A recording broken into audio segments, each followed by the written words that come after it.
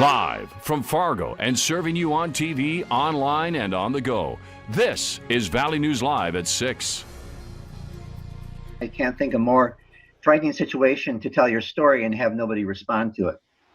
Students in North Dakota are sharing their stories of experiencing racism in the classroom on a social media page. The page has received dozens of submissions with hundreds of likes. Valley News Team Joshua Pagaro has those stories and reached out to local school districts for answers. An Instagram page called Racism in ND Schools launched in late July. Students share stories anonymously of racism by just mentioning their graduation year and school.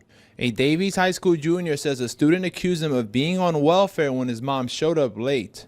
A sophomore at Devil's Lake says white kids were mocking Native Americans for getting their land stolen. A teacher reportedly didn't do anything.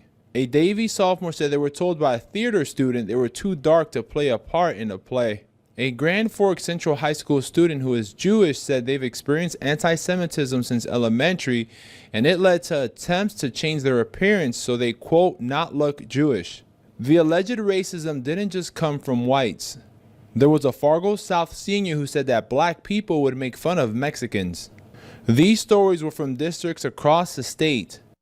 Barry Nelson, an organizer for the North Dakota Human Rights Coalition, says he is not surprised to hear this. The fact that they were being revealed didn't surprise me at all. I think the situation has been that people, like you've talked about, have been perhaps too frightened and to come forward and tell their stories. Nelson says since the George Floyd killing, people are becoming more open with sharing their experiences with racism. The point we're at right now is trying to create enough support and safety for people to be able to tell their stories. He says while it's hard to be vulnerable, people should speak up. In Fargo, Joshua Pagaro, Valley News Live. We did reach out to several of the schools we mentioned in our report. Fargo Public Schools didn't make anyone available to speak on camera, but did say it takes student concerns seriously and discrimination is not accepted. The other districts either didn't respond or plan to issue a statement tomorrow. After our recent bout with stormy weather, Hutch whispered at times to tell you how quiet it would be. So let's find out how much volume is needed to explain what our Monday night weather planner will be like. Hutch? Okay, things are looking really nice tonight. It's a beautiful day across the valley to start the work week. Perfectly comfortable temperatures, and we do have light winds as well. Not much showing up on the satellite and radar, and as we take a look at temperatures, we have 70s east, near 80 here in the valley, and look at the heat. It's on out to the west. Some summer-like sizzle out there for sure. There is a warm front, kind of a stationary boundary here in place, and that could trigger a few storms tomorrow. More on that in just a few minutes. But if you're heading outdoors this evening in the FM area, temperatures very comfortable throughout and mostly clear as well. Overnight cannot rule out some patchy fog, but will stay dry during the overnight hours. And that's really just what we need to allow some of that rainwater that's accumulated in the valley to the tune of 2 to 10 inches to travel down our lakes and tributaries and rivers and streams. We do have flood warnings up and down the Red River. I'll have details on thunder chances in the forecast here in just a few minutes. All right, thanks, Hutch. An officer is in intensive care following a shootout over the weekend in Grafton, North Dakota. Police say they were trying to apprehend 37-year-old Ruben Cruz, who had an outstanding federal warrant. While Cruz was running away, he fired several shots at law enforcement, hitting Officer Lucas Campoverde in the chest.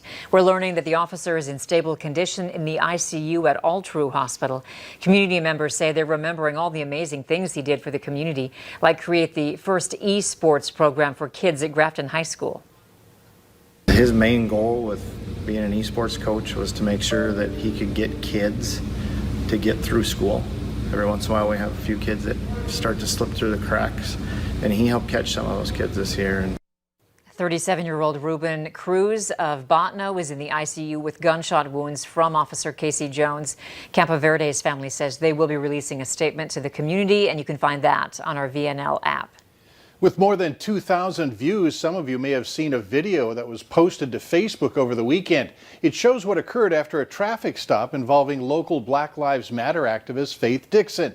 In the video, Dixon is upset with the way the stop was conducted in Moorhead on Saturday. She has since filed a formal complaint against one of the officers involved. Dixon says that one of the officers tried to open her door and had his hand on his gun and that she feared for her life.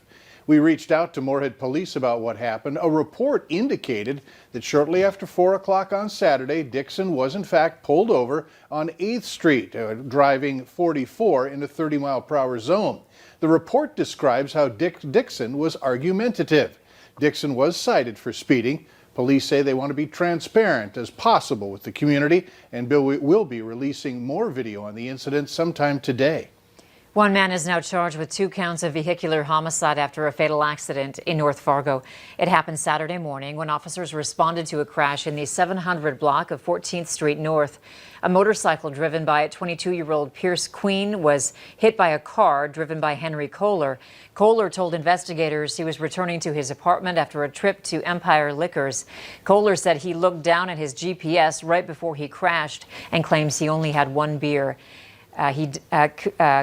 Queen died at the scene. Kohler's passenger, 25-year-old Weinzelli, died from his injuries. Authorities say Kohler blew a .159 on his breath test. Anything more than .08 is considered legally intoxicated.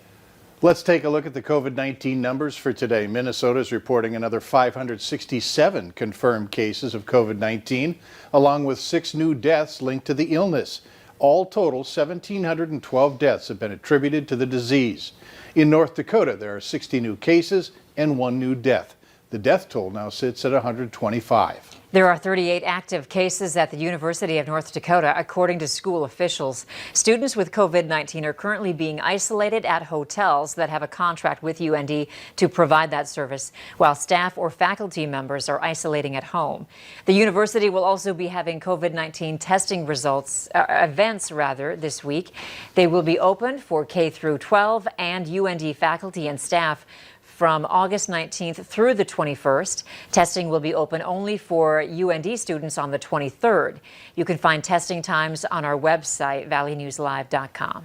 COVID-19 testing events are also being scheduled at NDSU. These closed back-to-school testing events are only open for NDSU students, faculty, and staff, along with K through 12 teachers and staff. A combination of outdoor drive-up and walk-up testing will take place in the west parking lot of the Fargo Dome. Testing will start tomorrow. It'll go until Sunday from 10 a.m. to 4:30 p.m. each day. If you'd like to attend the testing events at both universities, you can find a link to register on our website. But remember, they're not open to the public. Moorhead students and parents will know more about their upcoming school year tomorrow when the district shares its Return to Learn plan.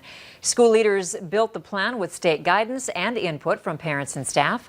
Valley News Live will be there for a news conference and we'll bring you the latest.